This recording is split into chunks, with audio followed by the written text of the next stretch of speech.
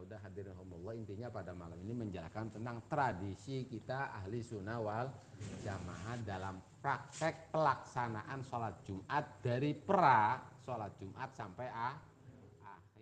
Kita ini seperti itu.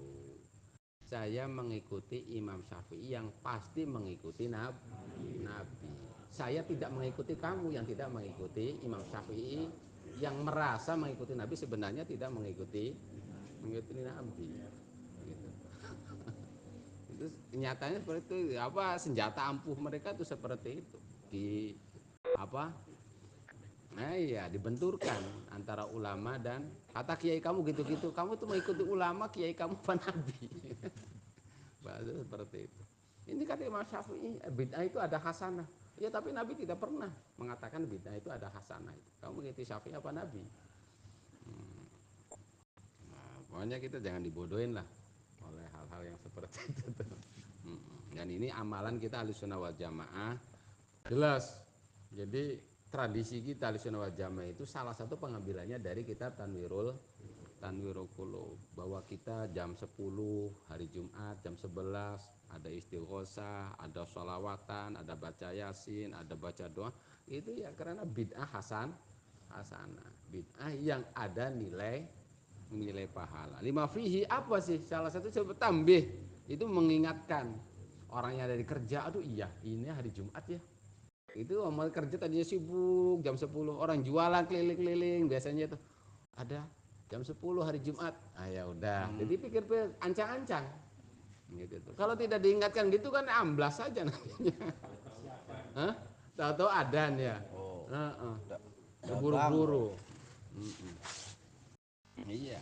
Istighol bima yasihim. Sibuk dengan kesibukan dunianya. Sebab adan syar'i itu mukhtasar. Adan syar'i itu apa?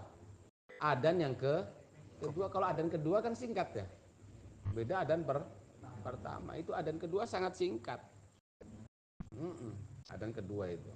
Makanya kalau mereka tidak ada adan kedua, langsung adan khotbah gitu tuh. Jadi karena adan kedua itu sangat singkat, jadi wanasu muhtajuna limunabbih. Sedangkan manusia perlu peringatan supaya siap-siap yasta'idda lis-shalat qabla dukhuli waqti. Supaya apa? Dengan kita dikasih informasi jam 11 itu waktu kita luas. Oh iya. Ini jam 11 berarti udah siap-siap adimah likudurihim untuk menghadiri Jumat. Wa in kana mubadaratu matubatu min ibtidaan. Walaupun ya kita cepat-cepat berangkat Jumat itu jam 9. Bahkan syukur-syukur kalau ada yang zaman dulu mah Jumatan itu ya habis subuh udah berangkat. Nah, sebab yang namanya libur itu adalah libur usaha itu hari Jumat kalau orang Islam. Iya, kalau orang Islam, kalau orang Yahudi hari Sabtu, Minggu baik. Kalau orangnya Nasrani hari Ahad. Salah banget.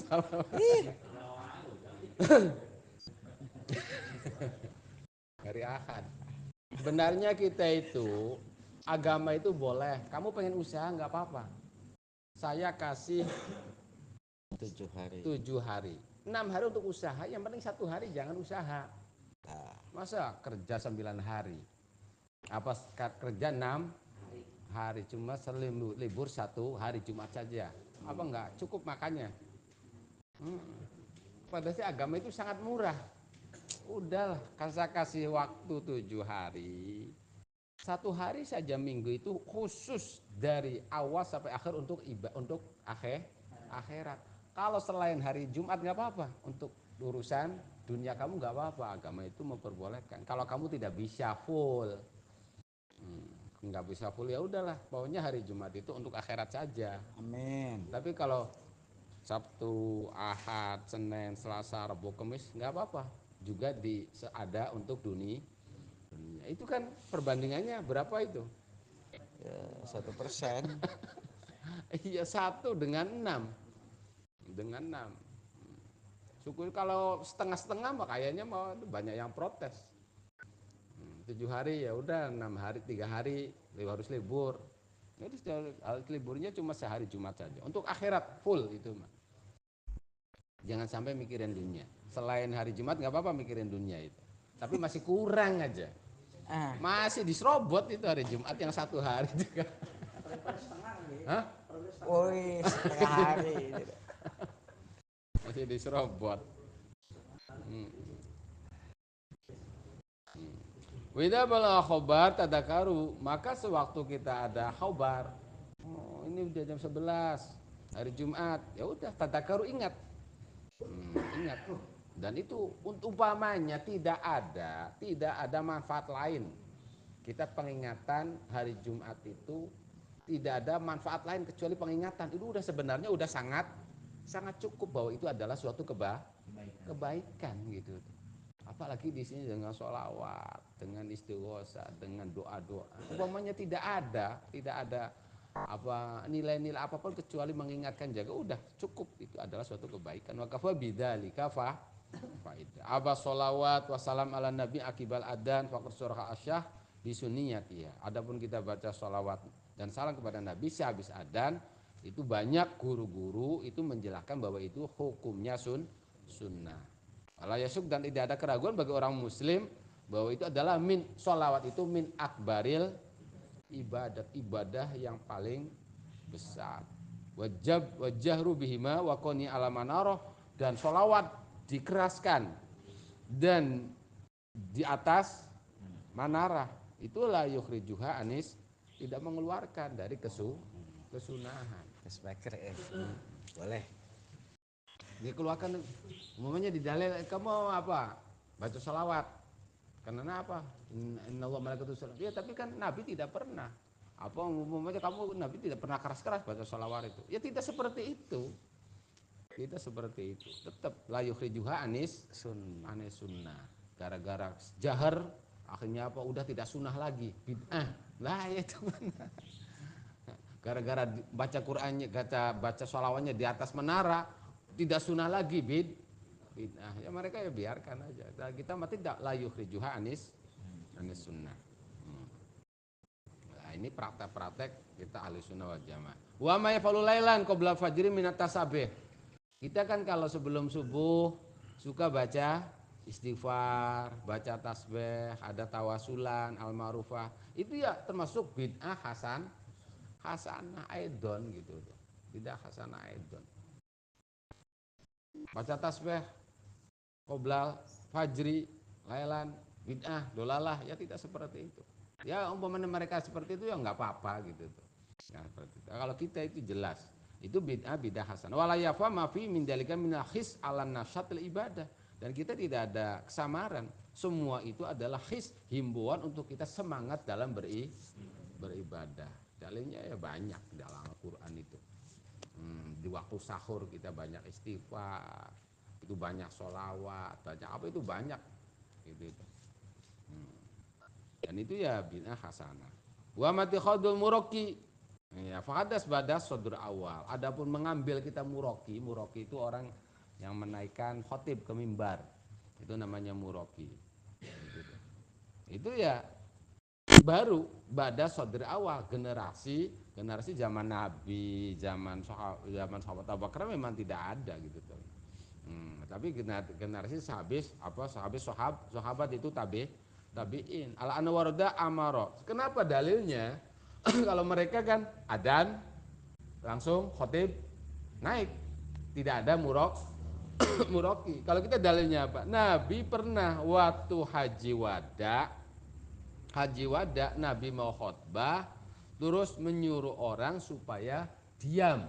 Semua orang supaya diam. Nabi ngambil sahabat bilang, katakan kepada semua manusia untuk diam, aradaan wahada syanu muraki lah, itu adalah apa tujuannya muraki, dalilnya itu kita mah. Tapi mereka tidak, mereka tidak mengambil. Kita mah bahwa Nabi pernah mau khotbahnya khotbah haji wada, lalu mengambil nyuruh satu orang sahabat untuk supaya menyuruh manusia supaya dia mendengarkan apa yang mau dikhotbahkan oleh Nabi. Lah kita ngambil hadis itu Akhirnya walaupun itu adalah di haji wadah, kita dipakai Jumat, khutbah Jumat. Maka itu ya tidak keluar falaidkhulu fi haddi bid'ah. Itu sebenarnya itu tidak keluar dari haddul bid'ah. Orang Nabi pernah menyuruh muroki itu, menyuruh orang untuk diam itu. Apa sih tujuannya muroki?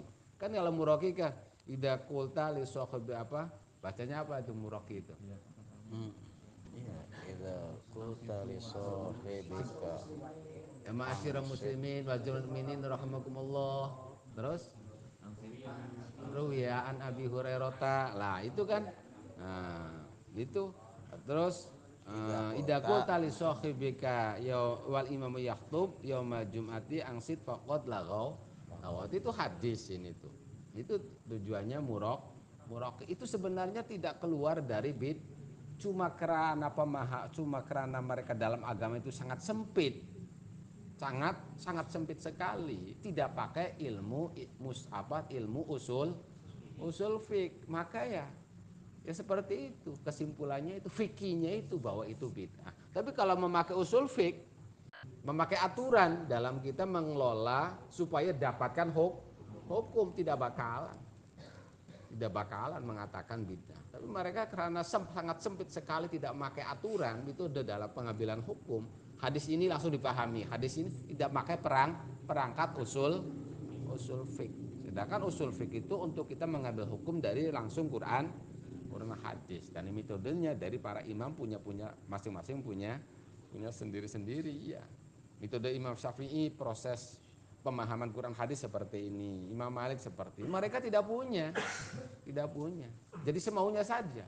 Makanya kan terbukti sesama mereka itu ya suka itu. Yang ini katanya, iya kalau puasa keluar sperma nggak batal, kalau yang ininya sama-sama batal. Kalau yang ini, wow sudah campur aduk.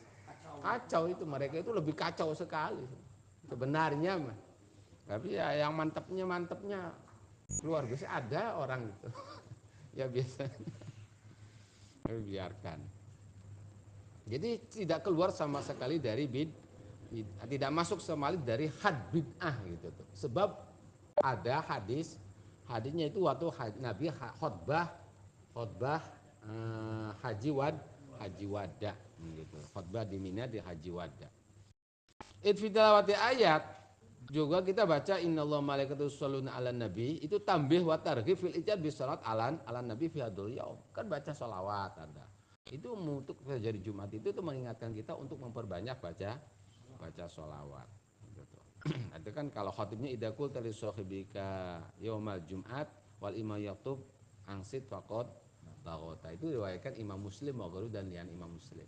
Tapi kalau kata guru saya Syekh Abdul Rahman Abainu, itu jangan disebutkan rawinya, langsung qala Rasulullah sallallahu alaihi wasallam garuwiya an Abi Hurairah, enggak usah kata beliau itu sangat tidak suka sekali. Pernah kejadian di Masjid Arjawinangun itu bacanya gitu, ruwiya an Abi Hurairah, langsung dipanggil itu muroki itu, langsung dipanggil, nggak usah bilang rawi an Abi Hurairah. Emang kalau kata Abi Hurairah kita tidak percaya itu hadis.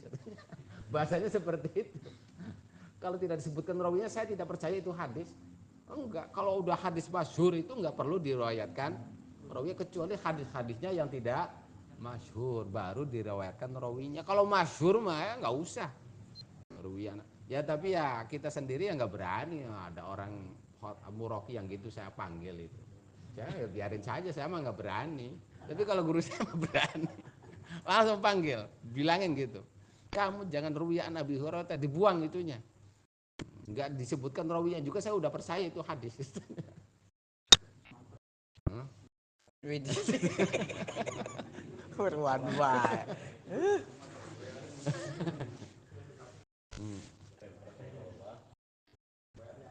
Ya kita kan kalau yang masyhur qala Rasulullah talabul ilmi farido, nggak disebutkan gitu tuh. Rawinya siapa nggak perlu kalau hadisnya masyhur mah. Kecuali hadis yang tidak masyhur ya.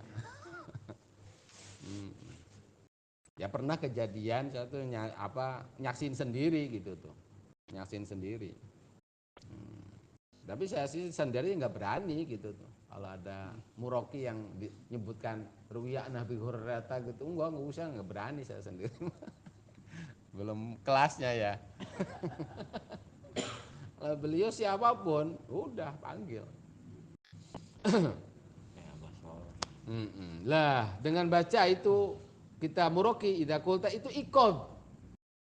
Ikod itu nanyakan apa lil mukallaf listinabil kalam supaya waktu khutbah itu jangan sampai kita berbicara yang diharamkan, yang dimakruhkan. Yang dimakruhkan pun jangan, apalagi yang diharamkan. Wakana yakulu, wakana Nabi SAW yakulu hadza khobar ala mimbar. Dan ini khobar itu di atas mimbar karena memang belum ada pengeras suara. Ini mah udah di mimbarnya speakernya saja. Kalau dulu mah ya yang di mimbar itu ya orangnya naik ke mimbar apa alal mimbar fi khutbatihi fal hadis al madkur sahih. Hadis itu adalah sahih itu. La wa qala al imam Asyibur Malisi walau kana yaqulu fi bidal khutbah likoni mustamilan al amri bil insaf, dan itu dilakukan di awal menjelang khutbah sebab itu mencakup perintah untuk kita insot, diam jangan sampai berbicara. Nanti kita kalau sunahnya jadi khotib itu kalamnya khutbahnya khutbah yang balighoh. Artinya balighoh itu yang ya itu kalau yang balighoh itu ya bahasanya tuh balighoh tuh ya Keras. ya mudah dipahami. Kalam balik itu kalam yang balaghah lah. Yang sastra tapi iya mudah dipahami terus sesuai konteks keperluan kalam balik gitu. Kalam yang muktadol hal. Jangan apa ini bulan apa mulut ceritanya Agustusan yang nggak muktadol hal itu khotbahnya itu. Ya. Iya, itu baliho itu yang muktadol hal sesuai ini lagi bulan apa atau ini lagi musim apa yang balik. Terus kalau kalamnya ringkas, padat, jelas balik itu sesuai dengan itunya. Iya, balagho lah kalau balik gitu. Kalam yang sangat mengena ke hati karena memang sesuai dengan konteks. Ringkas, Itu. padat. Terus mufhimah, mudah dipaham, mutawasitoh. Ya standar. Wala yaltafita fi syai'in minhuma, dan diusahakan khotib itu ini ya apa bagi khotib ini mah wala yaltafita jangan sampai kita keluar dari konteks khotbah. Umpamanya khotbahnya wah kemana-mana, khotbah itu tujuannya adalah mauidhah apa itu lah, jangan sampai dongeng yang tidak ada hubungannya dengan itu. Yang tidak ada hubungannya dengan itu jangan. Wa istagila yusrahu bin nahwilah. Gimana posisi khotib? Khotib itu tangan kirinya memegang pedang atau memegang tombak atau tongkat. Itu memegang pedang atau memegang tongkat atau memegang tombak. Tangan kanannya memegang pinggir mimbar. Jangan lepas tangan ini, wah sampai tangannya kemana-mana khotbah itu. Itu bukan khotbah, pidato itu. Ceramah itu. Itu kalau tangannya kemana-mana, mah diam, tangan yang satu memegang tongkat atau tombak atau pedang, yang satunya yang pegang pinggir mimbar. Atau kita pakai tek ya tek, yang tangannya pakai tek tangan, ininya pakai tongkat gitu. Wayak ro'ah lah antara khutbatain itu waktu duduk baca surat Al-Ikhlas. Ya udah hadirin Allah, intinya pada malam ini menjelaskan tentang tradisi kita ahli sunnah wal jamaah dalam praktek pelaksanaan sholat Jumat dari pra sholat Jumat sampai akhir. Kalau akhirnya kan kalau kita ahli sunnah wal jamaah baca musab niat Fatihah 7 kali. Kalau mereka masuk neraka yang gitu-gituan itu. Iya, bid'ah. Baca Fatihah 7 kali, Al-Ikhlas 7 kali, Falaq Bina 7 kali, terus ya Rabbi terus Ya goni ya kami terus ilahilah firdo itu udah. Nah, itu tuh bid'ah dolalah finnar itu tuh. Itu apa lenges tabu.